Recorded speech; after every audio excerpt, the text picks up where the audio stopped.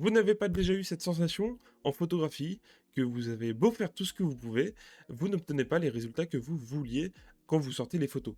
Eh bien, laissez-moi vous dire que c'est parce que vous faites des erreurs que vous ne remarquez pas ou auxquelles vous ne prêtez pas assez attention, et je suis là pour y remédier. Je me présente tout d'abord parce que c'est ma première vidéo sur cette chaîne. Je m'appelle Louis et j'ai créé mon studio il y a un an pour me lancer dans la photographie professionnelle.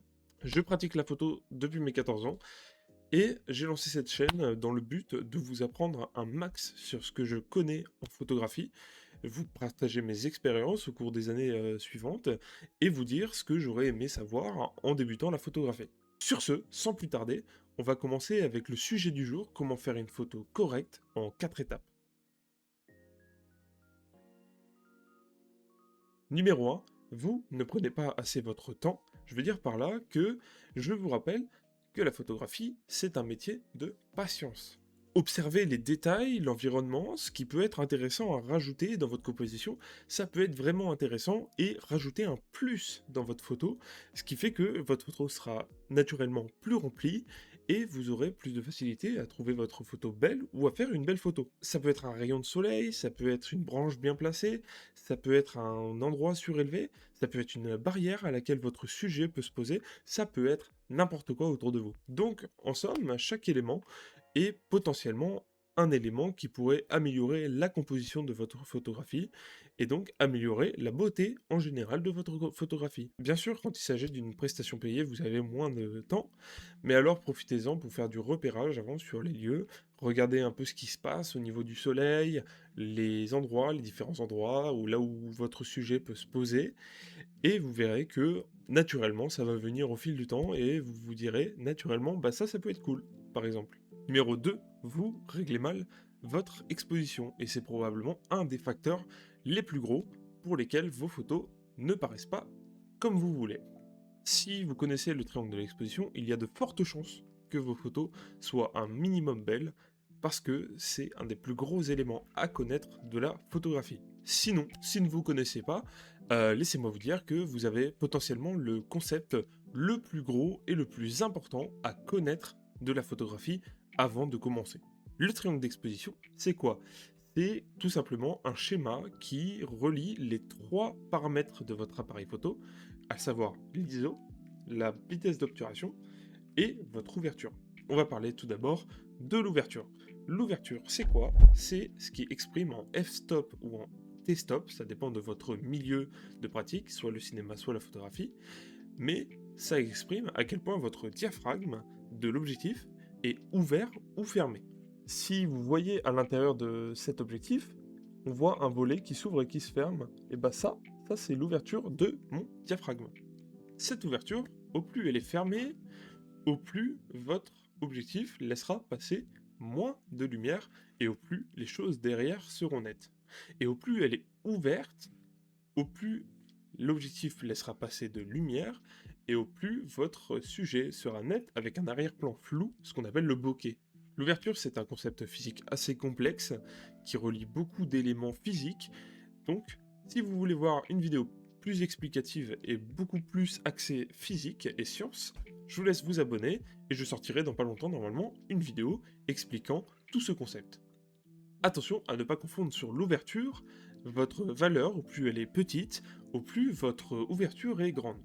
Mais l'inverse, au plus elle est grande la valeur, au plus votre ouverture est petite. On parle là de f1.2 pour la plus grande en général, et de f11, c'est une valeur grande, mais du coup une petite ouverture.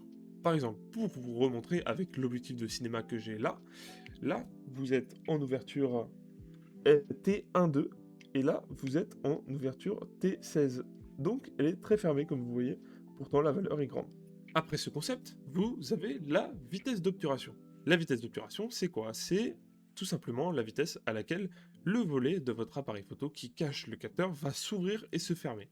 On parle de 100, 1000 ou voire même 10, et au plus votre vitesse est haute, donc au plus vous allez haut dans les chiffres, au plus votre volet d'obturateur va s'ouvrir et se fermer vite. Mais l'inverse aussi, au plus vous descendez dans les valeurs, au plus votre vitesse à laquelle le volet d'obturateur va s'ouvrir et se fermer va être lente. Par exemple, en 1.10, on parle de 100 millisecondes pour ouvrir et fermer le volet. En 100, votre obturateur prendra 10 millisecondes. En 1000, il prendra 1 milliseconde. En 1000, on parle plutôt de photographie sportive parce que en 1 milliseconde, votre volet d'obturateur va s'ouvrir et se fermer, figeant le mouvement puisque l'information lumineuse incidente va rentrer pendant 1 milliseconde. Attention parce que du coup, ce paramètre, au plus vous baissez, au plus de lumière va rentrer, donc au plus votre photo sera lumineuse. Mais au plus vous augmentez, au plus elle sera sombre. Donc au plus vous devrez pallier avec les autres paramètres comme l'ISO, qu'on va parler après, ou l'ouverture dont on a parlé avant. Donc pour finir, comme j'ai dit, vous avez les ISO, et les ISO, qu'est-ce que c'est? C'est tout simplement la sensibilité de votre capteur à la lumière. Au plus la valeur est haute, au plus votre capteur va capter de lumière, va être sensible à la lumière. Au plus la valeur est basse, au plus votre capteur va être insensible à la lumière. Vous avez comme palier un 100, et des fois, comme là sur le Sony A7 III, vous pouvez atteindre 204 000 d'ISO. On parle là de sensibilité à la lumière, votre capteur va se rendre plus sensible ou moins sensible à la lumière. En par exemple 204 000 d'ISO, on sera très très haut. Là, mon boîtier avec lequel je filme, le A7 III de chez Sony, peut aller jusqu'à 204 000 ISO, mais ça ne sert à rien, puisqu'on va avoir ce qu'on appelle du bruit numérique. Ça veut dire des petits grains qui vont se rajouter dans les zones noires de l'image, puisque votre capteur va forcer. Par contre, en 100 ISO, vous allez souvent avoir zéro bruit, puisque vous allez être au plus bas de l'échelle de l'ISO, qui souvent, dans tous les appareils photo, commencent à 100 et finissent par une valeur très grande, ça dépend de l'appareil photo. Donc, ce triangle de l'exposition est très très important à connaître pour avoir des photos avec un très très bon rendu. Numéro 3, mais pas des moindres, votre sujet n'est tout simplement pas à l'aise. C'est une des étapes les plus importantes du processus, puisque si vous n'avez pas un sujet à l'aise, vous n'avez pas une photo bonne, puisque on voit que le sujet est crispé. Ne mettez pas la pression à votre sujet. S'il y a une erreur, c'est la faute du photographe, jamais de la faute du sujet. Donc, sur ça, c'était un conseil très court, mais détendez-vous, ce n'est pas un entretien d'embauche, c'est une séance de photographie. Donc, votre sujet doit être un maximum à l'aise pour avoir une personne détendue sur la photo et le plus naturel possible. Numéro 4 et dernier conseil, pensez à la lumière et à l'histoire que veut raconter votre photo. Il est absolument primordial de penser à ce que veut raconter votre photo. Est-ce que c'est triste? Est-ce que c'est joyeux? Est-ce que c'est monotone? Vous devez réfléchir à ce paramètre-là, sinon votre photo va paraître plate puisqu'elle ne raconte rien. Pour cette astuce, la lumière sera votre meilleur ami.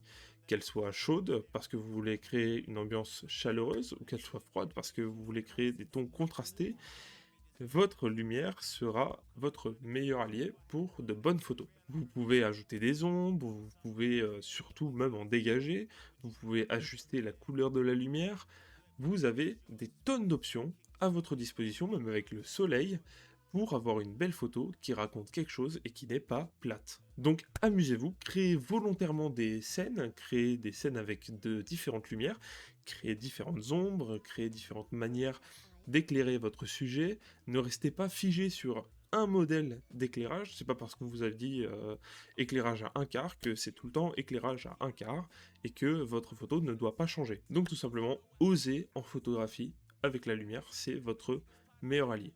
Sur ce, avec les conseils que je vous ai donnés, j'espère que vous serez capable, après cette vidéo, de faire des très belles photos. Si vous voulez plus de conseils, plus d'astuces, plus de vidéos pour découvrir mon métier, je vous conseille de vous abonner, d'activer la cloche et de mettre un like et de laisser un commentaire pour me laisser un avis sur cette vidéo. Sur ce, je vous dis à la prochaine pour une nouvelle vidéo. Ciao!